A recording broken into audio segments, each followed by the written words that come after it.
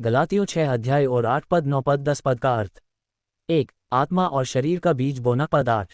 यहाँ बीज बोने का अर्थ है कि हम अपने जीवन में किस प्रकार के कार्य कर रहे हैं। यदि हम केवल शारीरिक इच्छाओं, स्वार्थ और सांसारिक सुखों के अनुसार जीते हैं तो अंत में हमें विनाश, मृत्यु और परमेश्वर से अलगाव मिलेगा। लेकिन यदि हम आत्मा के अनुसार चलते हैं अर्थात परमेश्वर की इच्छा के अनुसार जीवन व्यतीत करते हैं तो हमें अनंत जीवन प्राप्त होगा। सरल शब्दों में, अगर हम केवल भौतिक सुखों और पापमय इच्छाओं के पीछे भागेंगे तो अंततः दुख और विनाश मिलेगा। लेकिन यदि हम ईश्वर के मार्ग पर चलेंगे तो हमें शांति और अनंत जीवन मिलेगा। 2. भले काम करने में हिम्मत न हारें। पद 9। जीवन में अच्छे कार्य करना आसान नहीं होता। कई बार हमें संघर्षों का सामना करना पड़ता है और हमें लग सकता है कि हमारे भले कार्यों का कोई परिणाम नहीं मिल रहा। लेकिन ये पद कहता है कि यदि हम निरंतर अच्छे कार्य करते रहें और धैर्य बनाए रखें तो उचित समय पर हमें उसका प्रतिफल जरूर मिलेगा। ठीक समय पर कटनी काटेंगे का अर्थ है कि परमेश्वर अपने सही समय पर हमें आशीष देगा।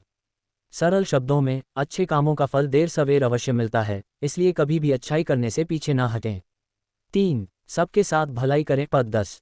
जब भी हमें अवसर मिले हमें सबके साथ भलाई करनी चाहिए।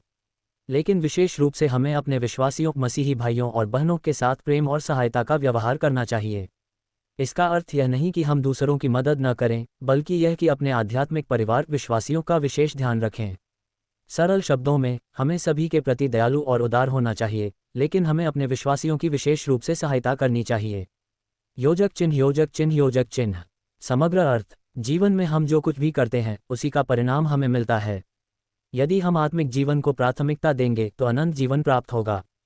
हमें भलाई करने में निराश नहीं होना चाहिए, क्योंकि परमेश्वर अपने सही समय पर हमें फल देगा।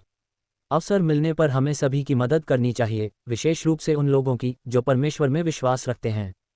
सीख, हमें ईश्वर के मार्ग पर चलना चाहिए, अच्छे कार्य करते रहना चाहिए और धैर्य रखना चाहिए, क्योंकि परमेश्वर हमें सही समय पर आशीर्वाद देगा।